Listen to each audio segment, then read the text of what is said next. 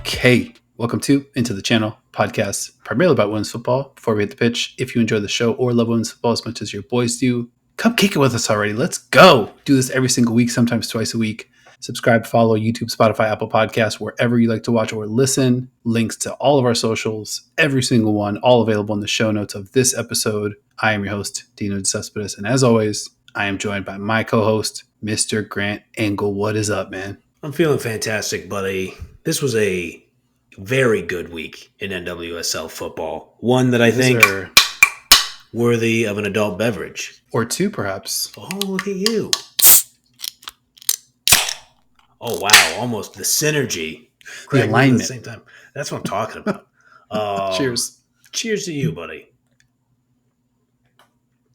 Yeah, man. As you mentioned, tons of great football to talk about. I've got takes, I've got thoughts, I've got feels, I've got emotions. A bag, if you will, of things that I want to kind of unleash on today's episode. But I want to kick it right back to you. A little 1-2 action to start off the show. Where do you want to get started? We are recording this on Monday, June 24th, and there's some news of the day that came out. So let's go into the news. We're reviving this wonderful segment. Not so wonderful for Casey Stoney, though. Casey Stoney out as manager of the San Diego Wave. The club announced today that they are, quote, parting ways with manager Casey Stoney. I was surprised. I'll just get right to that. The Wave, as you might recall, if you have a memory longer than 10 months, the Wave won the 2023 NWSL Shield. They started this season by winning another trophy when they won the Challenge Cup over Gotham FC. Now, it is also worth pointing out that they lost a home playoff game to the Seattle Reign last season, and they currently sit at 3 wins, 6 draws, 5 losses, and 9th in the table with a roster that probably shouldn't be there. You know, I did feel bad for Casey Stoney as well, because we see this in other sports. You break out the checkbook, make a lot of big moves. The Maria Sanchez move, obviously a huge one. They had a lot of offseason moves as well. And then big name marquee players on that roster. And I think we've kind of been on it the whole season. You know, there's something's looked very off with this Wave side. I even commented last week going to that Houston match. I'm like, all right, you're playing the dash, bottom of the table, like a proper bottom of the table type team, even though they're pesky. And I said, I'm like, I think they have to get a win. They have to get 3 points. And for a stretch, they look like the better team. But for huge chunks of that match against Houston, they looked on Houston's level. And it's in some spots, like the last 15, 20 minutes in particular, they did not look. I mean, obviously, it's tough because they played the midweek match as well, going to Houston, contending with the Heat. Great friend of the pod at Iron Gazistan checked in to confirm that the Heat was a sitch. It was not a thing. And they couldn't get it done. You know, there's just zero bite to their offense. I'm not sure how much of that is Stoney, but, you know, from the outside looking in, it looks to be like also a leadership vacuum there. Yeah, I think you're right. I think time will tell. You know how these stories always kind of start to matriculate out after a manager or any kind of coach leaves, or even sometimes when a star player leaves, you start to hear the stories. You talk about potential leadership vacuum, them kind of looking a little just like stagnant on the pitch sometimes. I'm saying this, I have not done any reporting on this. I don't have any inside information, but you commonly see that, hey, yeah, the results weren't there, but maybe there was some other stuff going on behind the scenes. You know, I think sometimes people lose track of the idea that this is a job for these folks, and these are people with personalities. And you think about, you know, workplace dynamics and who blames who when a project doesn't go well, who blames who, you know, when Alex Morgan's not standing in the right spot, or, you know, just her picking her out of the sky as an example. But I think it'll be very interesting to see how you go from 10-6-6 in your first season in the league and finishing third in the table as an expansion franchise, to then winning the NWSL Shield, to then sitting at 3 wins, 6 draws, 5 losses, and you're fired after 14 weeks. I think there is more of this story to be told. You're probably right about that. The reason I kind of brought up the example of what we see in other sports is somebody ends up being accountable, you know, and I'm not sure, obviously, the mechanics behind the scenes there, but the team as an organization decides to bring in a bunch of players. Those moves don't work. You know, whose fault is it? no way to tell. It's a fault pie. I'll just like break out the pie that you like to kind of introduce. Mm-hmm. Everybody's got a slice of the fault pie to some degree. But with that said, you look at the extremely soft edge of this offense. Yeah. Just 12 goals over 14 matches. That's brutal. 6 assists total this season. So Corey Bethune has 8. You have a whole team with 6. Mm-hmm. And then for every goal that they scored, it takes them 13.6 shots this season. That's second worst in the league. I don't think it helped them that Jaden Shaw also was like extremely hyped coming off some like insane USWNT matches. Right. That really just kind of fueled maybe like some larger expectations than were warranted. Sure. But either way, things were way, way, way off in San Diego. I think, it's something that we've talked about quite a bit on this show. Sucks to see for Stoney because I think, she's a good manager from what we can see. But I'm with you. I wouldn't be surprised if stuff starts to trickle out here. Yeah, it's probably only a matter of time. She can counter Lucky Stars, though. I doubt she'll get the Vlatko treatment with the full documentary, so she can rest easy knowing that that's not coming out. But yeah, I wish her well. I just think the Wave haven't won a match since May 8th, and that was at home against Utah Royals. In that span, they are 0 wins, 5 draws, 2 losses. I think if you're not the Shield-winning manager from the previous season, I don't think a lot of people raise an eyebrow if you get fired after a stretch like that with the talent on this roster. I just go back to my caveman brain where I'm just like, man, they got a lot of good players and this coach just won. And they didn't start particularly fast last season. So I will say I was surprised, but the more like the numbers that you went over, 12 goals in 14 matches, 6 total assists with that kind of skill level on the field, even if I've seen some people say that they thought like McCaskill has been like a little disappointing as one of the additions that they got. And obviously you add Sanchez late and you got to integrate her into the offense. Even still, I think the points you made about their stagnant offense, I could see why management made the decision they did. Yeah, for sure. And we'll obviously keep an eye on Casey Stoney, where she lands next. I'm sure that franchise will be very happy to be able to bring her in. And then for San Diego, we'll see how much of the issue was the manager. I think we're going to learn a lot. On one hand, it feels like the season's still sort of brand new, but the reality is too that we're already in the back half of the season. Mm-hmm. And that was part of our big Wave Dash preview from last week. It's like, we're getting into deep-ish waters. It's very risky to be kind of like mulling around. It's not like this team's like 5th or 6th. Right. They've been pretty consistently in the bottom 3 or 4 of the standings. So it's more than just off track. This kind of feels a little bit broken and maybe trending towards somewhat of a lost season for San Diego, but who knows? Still a lot of football to be played. Maybe this serves as a kind of like a galvanizing event for them. You always look for the new manager bounce, so it'll be interesting. They are at home on Friday against the Chicago Red Stars, and then the following week on July 5th, they are in Portland to play the Thorns. So always interesting to see in any sport. What kind of new manager bounce are you going to get? You see it in the Premier League all the time. A club will fire a manager, but right before like the softer part of the schedule, there's like almost a PR thing that they're doing there, being like, "Hey, look, we got the right person." I do not think playing the Stars and then playing the Red Stars, playing the Red Stars and then playing the Thorns, I don't think that's a soft part of the schedule. So it'll be very intriguing to see how that works out. Totally agree. I want to shift gears here because this weekend was a big weekend for the contenders. Mm-hmm. We've talked about, top 3. We've talked about a top 4. Should we have expanded it to a top 5? 3 teams really shined very, very bright this weekend. I want to start with my hometown, Orlando Pride, who looked absolutely unstoppable. They are right on Casey's heels. They're even on points. 1 goal separates them with regard to goal differential.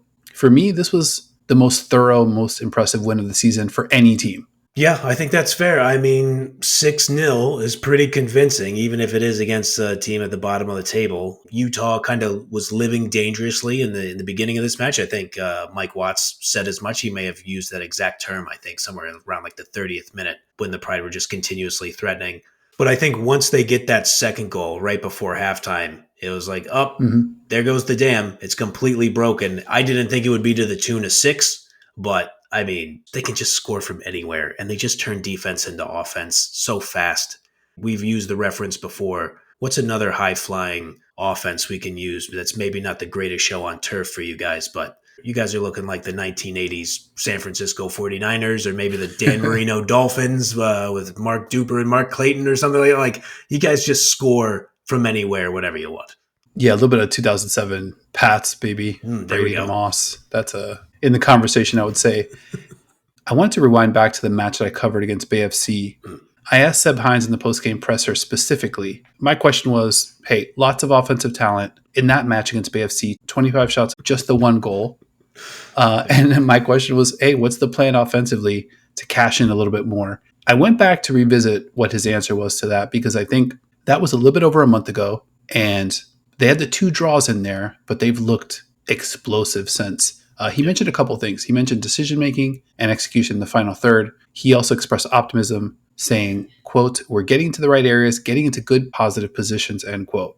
He also said there's a lot of competition within this group of players as well. I think Seb may have found his 8 attackers. So one thing that I noticed in this one, they had 8 players that were just go forward all the time, foot on the gas, just go. Yep. Banda, Marta, Adriana, Julie Doyle, McCutcheon, Carrie Abello, Brianna Martinez, Summer Yates. So you mentioned that Summer Yates goal before halftime. Here's how all the link-ups went for the goals, for the 6 goals. Abello to Banda for the first one, Summer Yates off a turnover, Marta on a cross-in from Adriana, Banda off a turnover. So that's two players that convert a turnover into a goal unassisted. Amazing. Marta again, Banda on the assist, and finally Ali Watt, another assist to Banda. So like you said, every direction, whatever way you want it, Banda's like, all right, I'll score 2, and then I'll just get 2 assists before I get out of here, hit the showers, just. I'm glad you lay it out that way because it's funny. We watch these matches, we cover these matches, and just my overarching feeling is God, you just never know where the offense is coming from. And then you spell it out like that. It's just got to be a nightmare for every opposing coach. What are you trying to limit in that case? So, because you're not taking away Banda. That's off the table. You're not taking away Marta. No chance. So, okay, do we try to limit Banda? I don't even know if you can limit her. Now you have all these other players with such great quality who can play passes in but can also score. I mean, they're just a complete nightmare. And we haven't even yet talked about they have a smart, organized defense right behind those other attacking players. Oh yeah, this is their second straight shutout. I brought this 11 goals allowed stat. I think it's been a few weeks where I'm just 11, and every week it ticks up one match. So it's 11 goals allowed still in 14 matches. What's interesting though is statistically they're in the middle of the pack with regard to almost all of these major defensive categories outside of goals allowed. They're not really taking the ball away at a high rate. They're not really, tackling or intercepting or block. They're sort of top 4, somewhere between 4 and 9 in most of these categories, except goals. When you watch them, though, they're smothering everything. And I think you're so afraid of the counter or the fast break, however you want to think about that it really messes with teams' minds. And I think when you think about what they're able to do offensively, in their last 6 matches, they're averaging 18.1 shots per game. That's insane. Yeah. That's a shot every 5 minutes, roughly. There you go, yeah. Against Utah, I know it's Utah, 27 shots, 12 on target, 6 goals. That's off the charts. Doesn't even put it into the proper context in terms of what we saw. And I just want to go through Utah's last 5 matches. And so I'll start back on May 17th.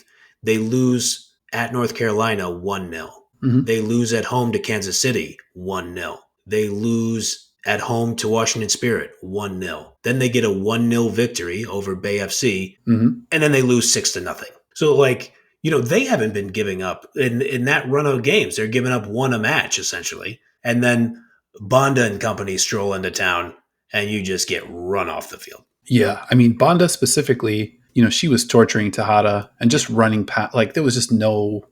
She just did that thing where she just runs around you. She's I'm not even going to run parallel to where you are because I don't want you reaching out and grabbing me and fouling me. I'm just going to loop around, and I know that I've still got enough speed to get to where I'm trying to go. But yeah, to your point, the Royals coming into this one, giving up 21 goals in 13 matches, roughly a goal and a half per match over the entire season. Mm-hmm. So giving up 6, not really on anyone's bingo card, I would say. I actually thought their goalkeeper, Amanda Hott, was not bad. actually. I think they could have given up. I don't know. This could have gotten maybe shade under double digits if Hot had had an off night. Made some saves, made some plays. This one could have been even worse, I think. I think she's a solid keeper. I think last I checked when we were doing the MVP episode, and I was looking at some goalkeeper stats, I think she leads the league in saves. Now, a part of that is that she is being pelted with shots from Utah's admittedly not awesome defense, but you see it in those numbers. We're talking about the last five. She's not letting in a lot, and she's under a lot of pressure. So I think you're right on the assessment with her. I've seen her make some really great saves. I think in their opening match, I thought she made like 2 or 3 brilliant saves in like their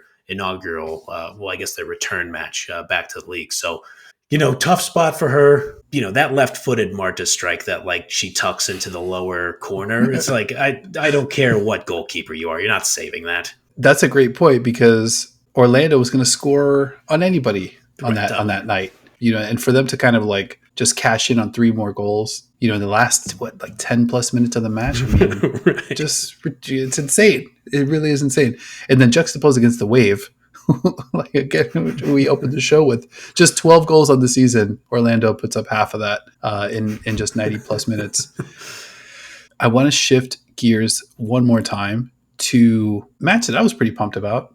Gotham FC hosting Washington Spirit. This one went down Sunday. I think they moved the kickoff time back a little bit to combat some of the heat. Yep.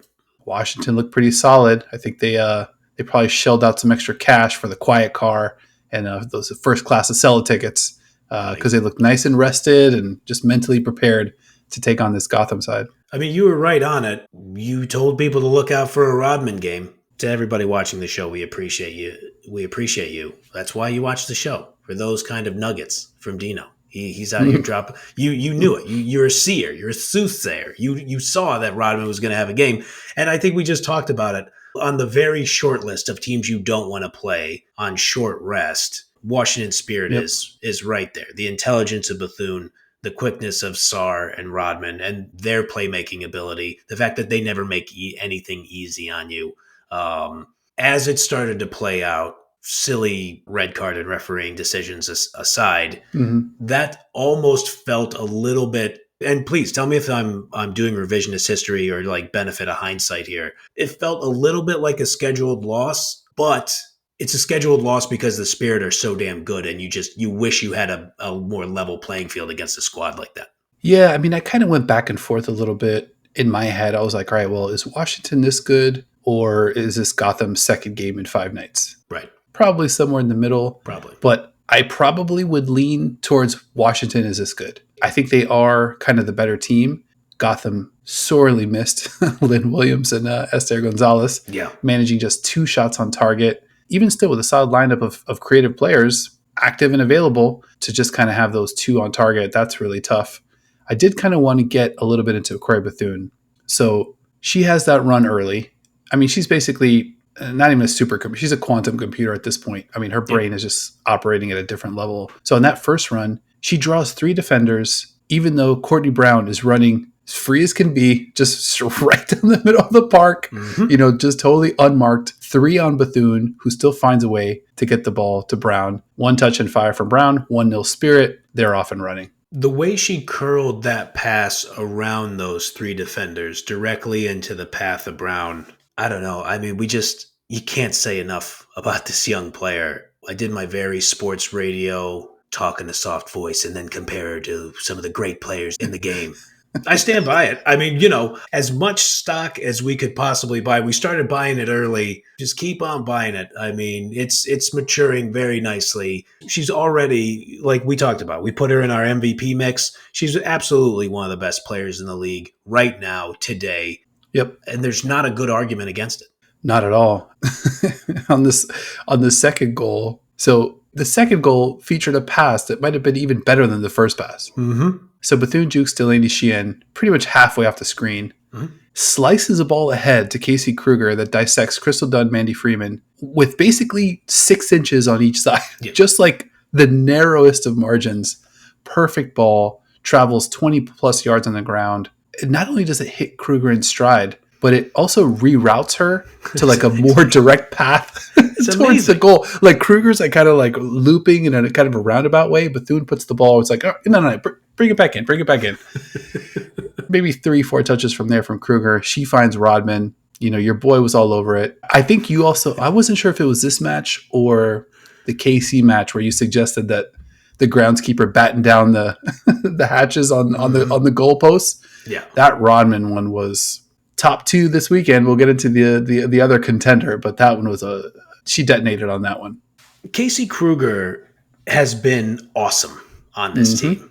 And You're totally right about the way, very Patrick Mahomes-esque of like, no, I need you to go this way. And Casey Kruger, very Travis Kelce, like, oh, yeah, I got you. And then I'm going to do the exact, a perfect, amazing thing to get where I need to go. I mean, Kruger carries the ball on that play 30 plus yards, 40 yards, whatever, whatever it is. She's just been awesome. With Kruger and Gabby Carl back there, I think Tara McCown has been really good this year too. Like they just got a lot of stars on this team. Like actual like Bethune and Rodman and Sarr, we might be talking superstar players. I think with Rodman that's established. With Bethune, she's walking right into that. I think, with Sarr as well. But we have superstars and then we have also players who are stars in their role. I didn't even mention Andy Sullivan yet. Mm-hmm. We got a title race, buddy. We got a title race, and I definitely have to correct you. Corey Bethune is absolutely a star. Right now. She is absolutely in the conversation of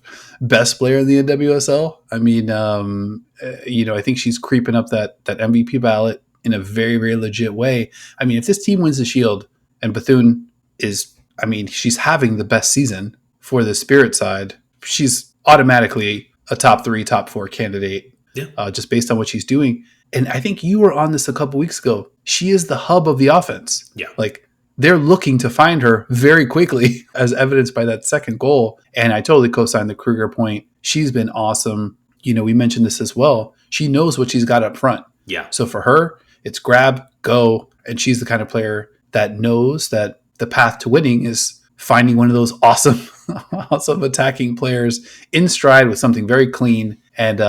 And that's exactly what happened. I think at this point, we've had a lot of Olympics discussions. Mm-hmm.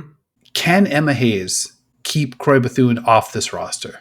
As an uncapped player. And I was also just glancing at the roster again because I knew I left somebody off. We haven't even said the name Hal Hirschfeld yet. Mm-hmm. Another rookie who's playing fantastic, who was on the main roster these last set of friendlies while Bethune was one of those like training players for those South Korea matches. I always say, and I've said it for a long time watching football, is that your club form has to matter when you select the national team. It's one of my great pet peeves when national team managers are like, well, this player's played well for us in past tournaments. And I'm just like, okay, what about the player who is playing great and in super form right now? Yeah. God, I mean, she's uncapped. So it's a thing. It's not nothing that she hasn't played real minutes with the rest of the team. I just don't know how you leave her off. She's too good. Like you're saying, like she's one of the best players in one of the best leagues. The other thing is that it's not like she's a player. I'm not going to call anybody out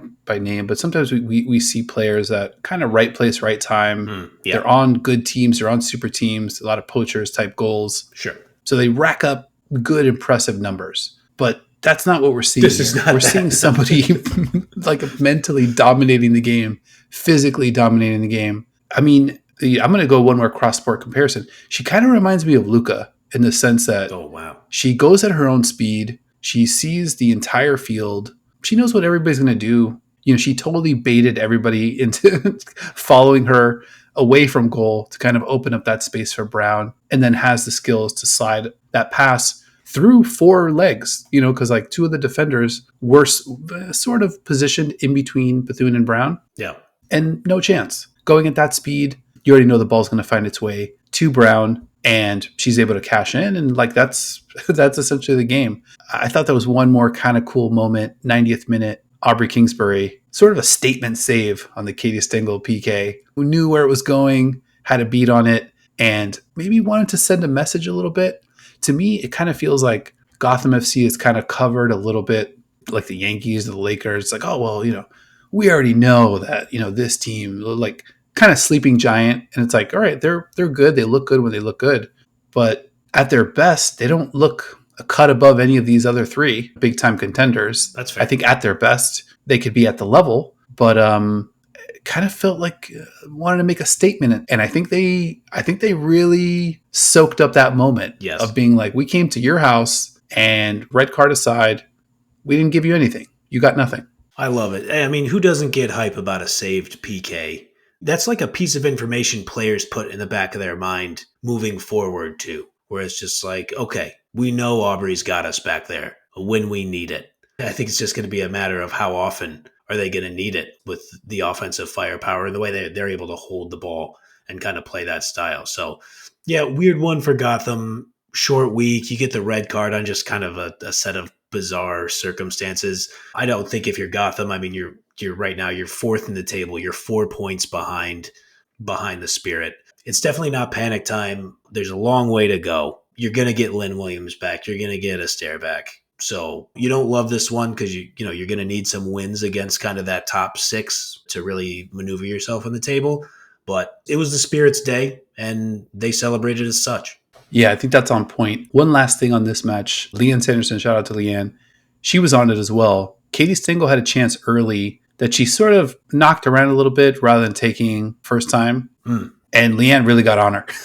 She's like, you got to be ruthless out there. You're just like very on brand. But It was very prescient, because it was a chance. The window closed. Obviously, you mentioned no Astaire, no Lynn Williams. You got to take those opportunities, especially on short rest. You got to kind of steal a goal here, get a big save on the other end, and turn it into a little bit of a scrap. That chance for Stengel dissipates. And I think it was like maybe 7 or 8 minutes later when Brown gets on the board and you really felt it's kind of like a 2-goal swing. Not that, Stengel's going to finish it, but she turns a half chance into a zero of a chance. So I thought Leanne was really on point there. She knows how to be ruthless and take her chances. Mm-hmm. The legend herself. I mean, you got to take that seriously. Yeah, rough night for Stengel. Later gets the PK saved. But, you're going to have some of those from time to time. It wasn't really much of a Lavelle game, which I think you got to credit the Spirit in that too. So they'll keep it moving. They're going to get their players back. Mm-hmm. I'm really interested to see how they treat the Olympic break. We should credit Sandra Herrera from CBS on this, but what we shall call the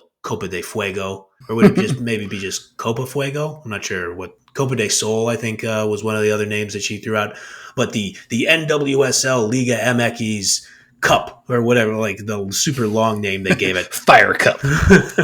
I'm very interested to see how Gotham FC manages those matches, and with the Olympics and them having so many U.S. women's national team players on there. So a long way to go for Gotham. Nothing to be ashamed of yet.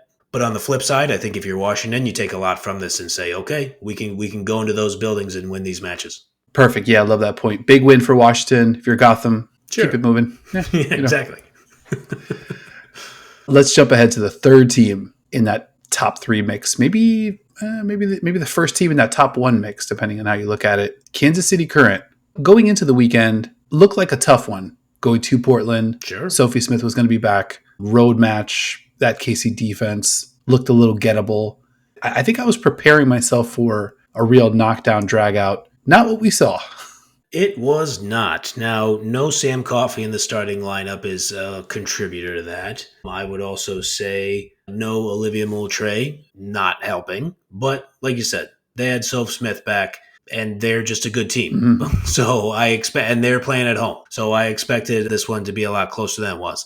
But 3 goals in the course of 10 minutes near the end of the first half pretty much put this one to bed, and was just a great indicator that this is another team that they can kind of get their goals from anywhere on the field, but more so than anyone in the league, as we have previously discussed, from anyone on the roster. It's borderline comical right now. They got their 17th different goal scorer. Come on. With Balasagar scoring in the 38th minute. What I got a kick out of, though, 2 minutes, 12 seconds later, Jill Lloyden is still pretty much describing the Balasagar goal. Right. When this happens, Lola Bonta runs onto one and just absolutely steals Portland's soul. Oof. It was a great call from play-by-play announcer Joe Malfa. But after his announcement of the goal, 12 full seconds of silence from the commentators after the Labonte goal. Like, Lloydon comes back with a really great "Are you kidding me?" which I loved. But yeah, they just must have been as shocked, mouth agape, as pretty much everybody watching in that moment. I believe Lo Labonte hit that ball roughly 1 million miles per hour into the back of the net. I believe that. Smoked that thing, like, to the point where I physically did clutch my chest, or as if I was wearing pearls, and just went, huh, because she drilled that. I covered my son's eyes, my 2-year-old son. I'm like, look away. Yeah, that was talking about ruthless. That was about as ruthless as, and she had the run up to charge at it and just all the way blasted through the ball. No, and perfect placement, just video game stuff. This Casey Curran side, they're basically the Carolina Graham Hansen of NWSL stats. they're first in goals, first in XG, goal differential, shots on target, shot creating actions, goal creating actions, successful take-ons, and blocks. You talked about Temo Chewinga, sort of upper crust in that blocks category, but as a team, they lead the league in that category as well. So they're just flat out dominating. Even with Orlando's 6-0 goal spree, they're still 1 goal short with regard to goal differential. So that kind of tells you all you need to know about the current. And then last stat there, 37 goals for them in the season. Second place, the Spirits at 29. Amazing. We've talked about the 3 major squads. I apologize while I look at my second screen here. It got me thinking about this title race, buddy. This is a proper title race. I don't think we should get past these 5 teams. So the 5 teams at the top of the table right now: Kansas City Current, Orlando Pride, Washington Spirit, Gotham FC, Portland Thorns. They're separated by 9 points. Kansas City Current sitting on 32, tied with your Orlando Pride, but 1 better on goal differential, as you mentioned. Portland Thorns are on 23 points. A lot of time left to go. But what I want to bring up here is that I mentioned the NWSL and Liga MX tournament. That's going to start, I think, roughly around like July 20th. We have 2 league matches before we get into that tournament. Mm-hmm. Friday, June 28th, Kansas City Current plays at home versus Houston Dash. Your Orlando Pride play in Los Angeles against Angel City FC. Gotham FC plays at home against the Seattle Reign on the 30th. The Thorns play in Utah against the Royals. And the Spirit's next match is at home against North Carolina Courage. But what's that second match? Why did I wait? And why did I not say what that second match before the break is? Because on Saturday, July 6th, in Kansas City, we have the Current versus your Pride. That, my good man, that's a football game. So I thought a lot about this one based on this past weekend, because obviously Friday night, I'm flying high. Orlando just looks unstoppable. And then you watch KC. They do to Portland. You're just like, oh, okay, that's going to be tough to deal with. And I mentioned last week on the pod, I was like, all right, let's see how these defenses hold up. Obviously, Portland's kind of not up to the level. KC holds Portland to just the 1 goal. Sophia Smith from distance. That's going to happen. So it could be that KC defensively's got some stuff figured out. But I think even still, I really, really trust that Orlando team defensively to be able to kind of at least slow down that Kansas City attack. Just because when they do pack it in, they're very disciplined defensively. They are very synchronized defensively. They do a great job covering and rotating to make sure that they don't give up anything easy. Again, just the 11 goals, 2 straight shutouts for Orlando. And then I think offensively, this looks like a different team. Mm-hmm. It does look like, Seb Hines just said, hey, you 8 players that are not our 2 center backs, if you get the ball, go. Because I think Bonda is just dangerous enough where it's like, it doesn't matter whether it's Abello on the left or Martinez on the right. One could go, one can stay. And I think when you have Martinez, Sams, and Strom and Morehouse in goal, you kind of roll the dice, kind of feel good about that. If what you're trading it for is Abello, like driving, and then basically the entire midfield and those 3 attacking players up front, making themselves available, being creative, being unselfish, and just kind of manufacturing goals. But, with that said, Casey's just fucking terrifying, man. Like the Lo Labonte 2-goal performance kind of reminded me, I don't think I've ever told you this story, but I played in a very competitive kind of adult basketball league in Brooklyn. We had one guy in our team who left our team because he got signed to play for a G League team. Holy so shit. He's like, all right, I gotta go. So I was like, okay, he's good. Like a really, really good in his prime player. And I'm in my late 30s at this point. But I'll never forget, this is a very competitive league. I was not a good player. I was probably like a bench player, like a 6th or 7th man on this team, just kind of like a sort of a spot shooter. And I think I made like 3 threes in like the first half or something. And he was telling one of our other teammates, and I heard him because it was like kind of within earshot. He's like, all right, well, if Dino's hitting today, like they're in trouble basically. Cause like our team, like these teams are really loaded. And I kind of felt the same about like Labonte. I'm like, all right, if Labonte is going to be doing this, you already have to contend with Debinha and Bia and Chewinga and Cooper, who also is coming on. Labonte, obviously a great player, but how many players can you like throw extra attention to until just kind of like your defense turns into Swiss cheese? So incredibly fired up about that upcoming matchup. I'm dying to hear what you expect to see when those two teams lock up. I'm really interested to see how cagey they are at the beginning. Exactly what you're talking about, of like the pride not being afraid to roll the dice. Like maybe you come out at first and you're like, okay, let's hold off on that. And let's see if KC accidentally runs into one of our traps.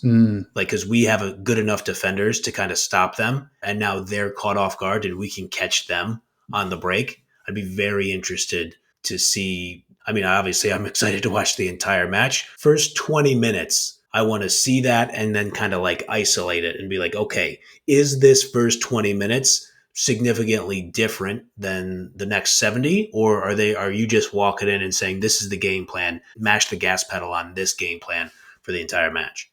I love thinking about the game in terms of segments. This is something that I think you introduced to me, and I think the 2 15-minute segments that I've gotten the most attached to are the 15 before halftime and the 15 after halftime. Hell yeah. Well, actually, it's the 15 before halftime and then the 10 extra minutes that you get. So it ends up being 25 to 28 minutes that we get to watch. But that last 15 before halftime is really when it's like, let's see how sharp you really are. Because like in the first 10, 15, 18 minutes, like even Utah looked like they were going to stand up to the pride. And I think that's kind of what Mike Watts was saying. He was like, all right, well, but now that they want to play like this is going to be interesting. But once you get to the back half of the first half, you really start to see, okay, can you hold your concentration when we get to like 44, 49, 52, 54, before you get to halftime, you see Yasmin Ryan get the red card. Well, I mean, that's 54 minutes into the first half, right. So it's like, you really have to lock in for nearly an hour first half, nearly an hour in the second half, and then the first 15 minutes after halftime. Do you come out ready, or do you come out like, all right, well, let's work up a sweat and still 45 plus to kind of like crawl back into this one? And I think that's when the good teams really just come out and smack you. 100%. I mean, you saw what KC did against Seattle a couple weeks ago. They were able to come out and score 2 goals in 90 seconds. They came out after halftime against the Thorns, and Chewinga got one in the 47th minute. So I think you're 100% right about that, where the best teams come out and they go, okay, that was 15 minutes to rest our legs. Start your engines. We're going to come out. We're going to run right at you again. Totally. So we're going to be locked into that one. You mentioned, I think you were on this on Twitter over the weekend. I wanted to kind of resurface it. The Chewinga minutes discussion. So you had some great stats on our MVP episode talking about how available Chewinga was. And obviously, she didn't start the first match. I think she just came out for 5 or 10 minutes or something. I think so. Something of the sort. Maybe it was a little bit more. I think maybe it was more like 25, 30. And had a goal involvement pretty much a minute. Right. We already knew what time it was. She steps onto the field and already is making stuff happen. But her minutes, obviously a 4-1 victory or a 4-1 lead on the road. Sophie Smith, to our earlier 15-minute segment discussion, they're already down 4-0. She gets a goal in the 70s. Not too much to be afraid of. It's not like you're going to fall behind 6-4 where you need Chewinga to come back and grab a couple back the other way. What was your take on having her in so deep into the match?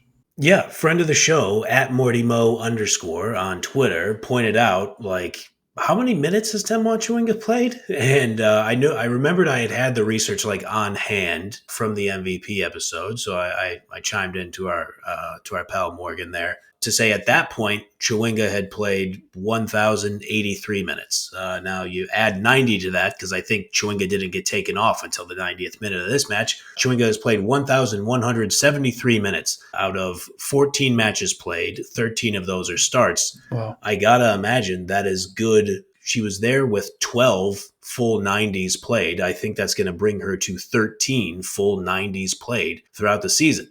I have been accused, and I fully raise my hand to this. I think somebody on the YouTube comments once called me a sissy for being concerned about player injuries. That's fine. I'll wear that, I guess.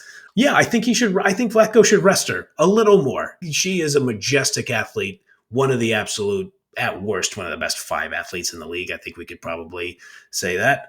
Yep. Her ability to score and pass at pace is unparalleled. Motor never stops. We talked about the blocks. She plays the full field. That's great. And yes, I want that player on the field for as much as possible. I also don't want to be Tom Thibodeau to throw in another basketball reference. Yep. So, yeah, 1,173 minutes played. I think when I mentioned that on the MVP pod, when I was doing the research, it was Chewinga. I think there were a couple other position players in the top 10, but it was like 6 goalkeepers who were leading in the minutes. And I was just like, okay, well, maybe this forward who gives you all kinds of sprints up and down the field, maybe a little more rest might be helpful. A little different. Not playing the same game exactly. Yeah. I thought that was a very fair point. It's interesting because you got the stretch run let me ask you this. Do you think that there is some variance with regards to some teams prioritizing the Shield, some teams prioritizing the playoffs and the Cup? That is really, really interesting. I don't think I've ever thought about it in those terms. And I don't know, gut reaction is well, what manager would play like that? What manager has a team who would want to play like that? If you have a team full of Americans, do they look at it and say, we need to win the NWSL championship? That's more meaningful than the Shield. Or do you have a bunch of Americans who grew up watching European football and say, no, the best team is the team that wins the most matches throughout the regular season? So that's a really good question, man. I got to think there are some, right? There are just too many. There's such a diversity of opinions and experience. Yeah, for sure. And I think you mentioned Portland, right? They're 9 points back. At some point, they're going to say, how about we figure out how to make sure that we're maximizing our talent pool going into the playoffs versus are we going to catch Kansas City? Are we going to catch Orlando? And then at some point, and then it just kind of trickles up the standings. And then at some point it's Gotham, and then perhaps it's Washington, or maybe, we do have a 3 or 4 team pile up at the top. But either way, I think there has to be kind of some variance. And then you have your teams your Louisvilles and your Carolinas, they must be firmly thinking playoffs at this point. Got it. Anything can happen. We saw what happened last year. So just something to keep an eye on. I'm going to be interested to see what a team like KC or kind of what those 3, 4, 5, 6 teams on the standings, kind of how they approach the back half of the season. And if we're able to see anything with regard to, all right, are they tipping their hand a little bit? So we'll keep an eye on that. One more match to cover. You were in the building. Seattle Reign 1, Racing Louisville 1. Seattle Reign sitting right now in the league at 2 wins, 3 draws, 9 losses. Maybe they're saving it for the NWSL Liga MX Cup. Who knows? Maybe you've alerted me to Laura Harvey's strategy this whole time, and she's just been waiting to unleash the offense. Laura Harvey knows, I'm going to say this, and she looked me right in the eye when she answered my question to her. I was watching her on the sideline during this match. Laura Harvey knows that they don't have enough talent in the attack. They don't have nearly enough talent in the attack. In the early portion of the match, within the first 10 minutes, Phoebe McClernand from the defense plays a great pass over the top, middle of the field to Jordan Huitema, who gets dragged down by Aaron Wright in the penalty area. It's first ruled a penalty kick and a yellow card. The referee goes and looks at it because of VAR. Turns out it's a dog-so denial of a goal-scoring opportunity. Red card. See ya, Aaron Wright. Bethany Balser makes the penalty kick, makes it look easy, sends the keeper the wrong way. Nicely taken by Balser. That ball rolls over the line and goes into the back of the net at, I think, 10:05 on the clock. You now have 80 minutes of run of play where you are at a player advantage over your opponent. and they couldn't do a damn thing. Let me walk that back a little bit. They could get the ball into the attacking third. They could play triangles and rectangles and get up the field. Jess Fishlock is an amazing professional at getting the ball upfield from the defensive midfield. She runs up. I thought Ryan Brown, who was listed as a defender, there were parts of the match where Ryan Brown, who was playing left back, while Claudia Dickey had the ball to play it forward, Ryan Brown is standing at the halfway line where she is playing way, way up the field through spurts. They were able to maneuver the ball up there, but every time, just like Laura Harvey has been telling us for weeks and weeks and weeks, they do not have enough quality in the final third to string those final passes together. They either wait too long for defenders to converge on them and take the ball, or they rush themselves when they could have otherwise had time, and they're playing passes into the middle right into traffic, not giving Huitema even a chance to finish it. There are other times where Huitema just doesn't appear to have the strength to finish some of these chances, and you end up with a disappointing draw. Yeah, you'd been on kind of like the Huitema going down a little easy, track, and I think you just kind of see it. Reminds me a lot of San Diego. Like they're able to kind of work the ball forward, and then it's almost like there's nobody up there, even though they're playing like either they're marked or their positioning's off, or when they get it, to your point, the decision making's not really on point. Found some tough stats for Seattle. So their shot on target rate, 28.5%. It's dead last in the league. That's rough. Yep. Only 3.3 shots on target per 90, second worst in the league. And it's taken the Reign 12.7 shots to get a goal. That's also tied for second worst. 12.7 shots, that's rough when you only average 11.8 per 90. So that's going to make it tricky. A little bit of a silver lining here. The Reign leading the league in aerial duels won. All right. So for anyone who needed firm confirmation that stat doesn't matter or doesn't necessarily correlate to winning, here you have it. There you go. In this match, Reign had 60% of the ball. You expect that when you're up a player for 80 minutes. They had 13 total shots. 3 of them were on target. They had 4 big chances throughout the match, according to FootMob. 3 of those big chances missed, as you might guess. But if you look at the second half specifically, where you should be wearing down your opponent, who you have an extra player then on the field, they had 7 total shots and 3 big chances in that second half. They did not put a single shot on frame in the second half. There was a point right around the 80th minute. Let me make sure, because I put this in my notes because it jumped out to me. After yet another squandered opportunity where Quinn passes the ball to Latsko. Latsko kicks it out to Vanderyacht. Vanderyacht over to Huerta on the right wing. Huerta into Latsko back in the middle, right near the top of the 18. Latsko hits just a loose pass that is too soft. Before it gets to Quinn, it's easily intercepted. You will know this motion. I know that each of us have likely done this motion in some situation at least a few times in our lives. Laura Harvey, I'm up in the press box, and I'm obviously sitting manager and bench side. I look down at Harvey as that ball's getting it's very obvious it's going to get intercepted. I look down at Harvey, who is standing there, and she does that jump where you jump and do a complete 180 because you cannot bear to look at what you're looking at. She jumps, and she does a thing where as she jumps, it's just like I slam my fist down onto nothing, exclaiming something. I could not read her lips, and I could not hear her from where I was in the press box. But the frustration was so palpable throughout that match as this pass is too soft. This pass is too much. This first touch is too heavy. It's just missed chance after missed chance after missed chance. So, and I guess I shouldn't glide past this. Set piece, end of the match, 90 plus whatever. The Reign give up this free kick. And let me just give credit to Louisville's keeper, Katie Lund, who I've seen from the Louisville matches that we have watched. I think is a pretty good keeper out there. The foul is committed just past the halfway line. Katie Lund runs up, spots the ball about 5 yards beyond where the foul took place. The referee goes, no, waves it off, walks back, draws the little line with the magic spray, and makes Lund place the ball, turns around, and then like an Acme cartoon or like a Looney Tunes. World Wrestling. Totally WWF style. As soon as the ref turns around, Katie Lund just throws it like 3 extra yards. The crowd boos. The ref is completely unaware of what's happening. I'm not saying those. Yeah, he's just like, all right. He's like, whatever. This keeper's really not popular here. I don't know what he thought the boos were coming from. So he's none the wiser. I'm not saying the 3 yards made a difference, but a savvy play from Lund. Lund plays it way down the field, really nicely placed ball right on the head of Jalen Howell, who probably isn't marked nearly well enough.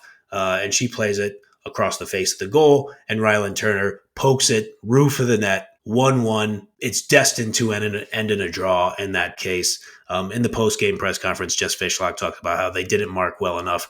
They didn't have their concentration. They didn't get set fast enough. And now you lose 2 very important points if you are looking at any kind of way to salvage the season. Yeah, pretty much a backbreaker for Seattle. And we talked about this last episode, or maybe the one prior, but just basically Seattle's lack of elevating in the highest leverage parts of the game to turn a draw into a win, or a loss into a draw, or a loss into a win. And in this one, you're sliding the other way. You're turning a win into a draw against a shorthanded side. The last stat, and I hate to do this to you, but it's my duty as a part-time journalist here covering the NWSL. Louisville, the only team that played on Wednesday that didn't lose this weekend. All 3 others lost. Louisville salvages the draw. And it's hard not to think about the parallels between like a Casey Stoney, that situation, Laura Harvey, this situation. A little bit different when you look at the personnel and the investments made into players, salaries, your roster, all that kind of stuff. Maybe Harvey gets the benefit of the doubt. Obviously, big addition this week that was announced. It's got to get some Reign fans excited.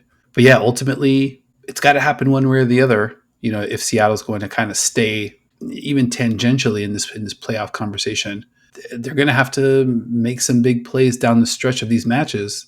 And they just seem, like you said, they just seem to be trending in the opposite direction. Pretty troubling. It definitely is troubling for the near term. I think you hit the nail right on the head. You alluded to the report from Sandy Herrera, previously mentioned, of CBS Sports. And the report was later confirmed by Jacob Cristobal, who writes for a great Seattle Reign blog called Ride of the Valkyries. Go read that blog if you are already not and you are a Seattle Reign fan. Jacob confirmed Sandy Herrera's report with the club that Nerelia Mondesir, 25-year-old Haitian striker, left winger, who's been playing with Montpellier in Division 1 Arkema, is likely headed to Seattle on a 3-year deal with a 1-year option. Obviously, the transfer window starts August 1st. Mondesir had 5 goals, 4 assists in her 19 starts, 22 matches played for Montpellier last season. She was the captain of the Haitian national team, played super tough in the World Cup, scared England a little bit, and typically played left wing with Dumornay in the middle. And this kind of leads me back. I mentioned the press conference. I mentioned Laura Harvey looking me directly in the eye when she answered my question. And what that question was I wanted to approach it with caution. So I kind of couched it and I said, Coach, I understand this is a tricky subject, but you have mentioned for weeks the lack of quality on the field, especially in the attacking third in certain spots. Is that something you're going to have to address in the August transfer window? And she looked me right in the face, and let me make sure I transcribed the quote correctly. She said, yes. End quote. End quote. And the thing about that is in the NWSL, you are allowed a maximum of 26 players on your roster. On the roster sheet for the Seattle Reign Football Club, there are 27 players on there. Now, Bluani is on loan to Madrid over in Liga F. So they are at the full complement of 26 players on the roster. So when the manager looks me in the face and plainly says, yes, we need to address this in the transfer window, that would lead me to believe that some players' contracts may be up for sale. I think that is very, very safe to say. And I just want to throw, and now this part I do not have direct reporting on. I will say one of the other journalists in the post-game press conference asked Laura Harvey, what specific positions would you target?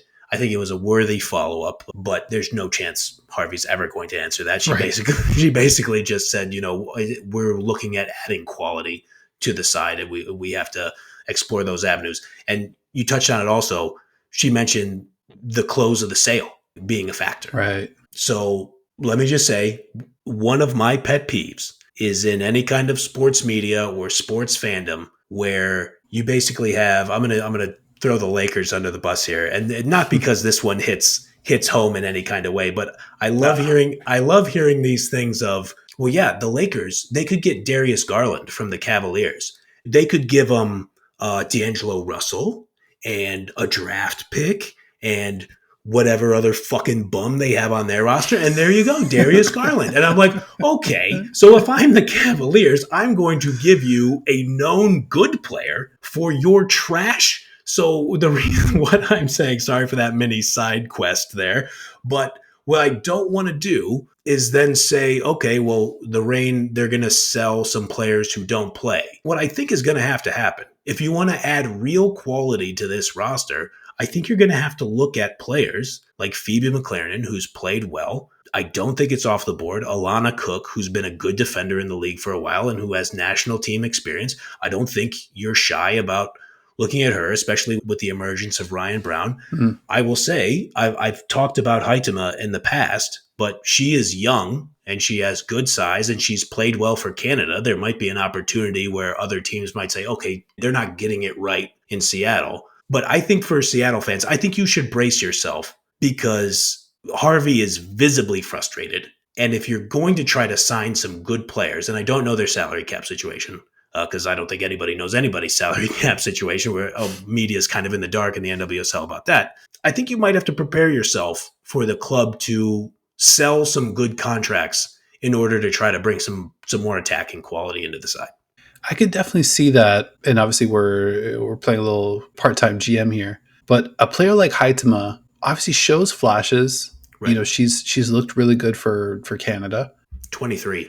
Yeah. Young, but not quite the player to put the entire attack on her shoulders. Exactly. Like, I think if you see a player like Huitema on a different team where she's one of 2 or 3 options and she's kind of flashing in and flashing across and, but I mean, with the Seattle side, it's kind of like, all right, if you got her as sort of like that tip of the spear focal point, she's a little bit easy to take out of the game. You know, you mentioned she is tall, but physically she's a little bit slight. Yep. And you don't want to mention about hitting the weight room or anything, but like that's maybe not the worst idea. Sure. But I think it maybe is just a bad fit. And I think ultimately, hopefully the ownership situation of Mondesir coming in, these are things that I think could be pointing some things in the right direction. So definitely something we'll keep an eye on. Yeah, I just think when you get the new round of investment, you have a set ownership group. The best way for that ownership group, and you know, that group runs the Sounders. They're committed to the area. I think one of the first announcements they made was like, yeah, we're not moving the club out of Lumen Field. We're not moving them out of the city of Seattle. That buys a lot of good faith. This match against Louisville was the 3rd highest attendance of a standalone regular season game in club history. I think the standalone part, I did not ask for clarification on that. I think sometimes they do these like double headers with the Sounders. So I think a standalone match is like a non-double header with the Sounders. We don't disrespect the men's game on this show, but I will tell you, Jennifer and I have gone to one of those double headers and did not stay for the Sounders match. But shout to them. You know, what the MLS, I understand a lot of NWSL fans are fans of the MLS, not your boys. But primarily about women's football. Exactly. Primarily about women's football. So, and sometimes the NBA. Or my men's adult league experience. Hell yeah. Let me rewind to that real quick, just so the viewers of the program know. Dino took the piss out of himself a little bit. My man is all of a stout 6'3", is an absolute hooper. You were a little older playing in that league. I stand by your hooping skills, my good man. I appreciate that, man. Yep. Lifelong hooper through and through. You already know what time it is. I've got my camera a little bit elevated, so not the most flattering angle, but yeah, Grant is correct. Oh, you're also a tall guy as well. We got some tall guy bias here at the ITC. You know, I 6'1.5". I gotta make sure that I'm representing. But yeah, I mean, real hoopers know. I recognize your game. It's pretty awesome that you played with a guy who made it to the G League. That's pretty rad. He was a lot better than me, a lot better than I ever was, for sure. He's a very good player. But, you know, we shared the court and I shared some laughs. And on my best day, I was the Lola Bonta of our, men's adult league team. You could do a lot worse. Absolutely. All right, man. Anything else you want to hit before we get out of here? I think we covered it, man. 2 matches until we get to the NWSL Liga MX tournament. We got some bangers on the way. Like I said, I mean, it feels, you mentioned we have 3 primary contenders in a proper title race, but we got these 2 on the periphery in Portland and Gotham, 2 teams that have championship DNA. What a league. What a phenomenal league this is. Absolutely. The playoff race is going to be very exciting. Hell yeah. The chase for the shield is going to be exciting. Transfer window. I mean, there's just going to be a lot happening. The Fire Cup, Copa de Fuego. However, we'll work on the branding. Sandra, let us know if you updated updated anything there, and we'll give you the proper credit and ride along with you with whatever direction you want to take it. With that said, I think we did it, man. This has been another episode of Into the Channel. Thank you for watching, listening, liking, subscribing, following. We appreciate you rocking with us. If you're an OG, we appreciate you continuing to rock with us. Remember, like if you liked, and subscribe or follow Into the Channel, YouTube, Spotify, Apple Podcasts, wherever you like to watch or listen. Links to all of our socials in the show notes. And a big thank you to my co-host, Mr. Grand Angle, for never making me do that 180-degree jump, spin, and disgust. It's all smooth sailing here at the ITC, man. I appreciate you. You know, we got an offense humming here, buddy. The chemistry, maybe we're a Chewinga Bia Zanerato, maybe it's a Julie Doyle, maybe it's a Marta Barbara Bonda situation. Hard to throw out Marta. She's like the greatest of all time, but you know, we're trending that way. Young Marta could be the title of the podcast. Well, I'm in the same Marta age stratosphere, so I'll take 2024 Marta for sure. I'll absolutely take that. Yeah, that's a good point. Just like Marta, we are in our extended prime, and we are looking forward to extending that prime when we see you guys next time.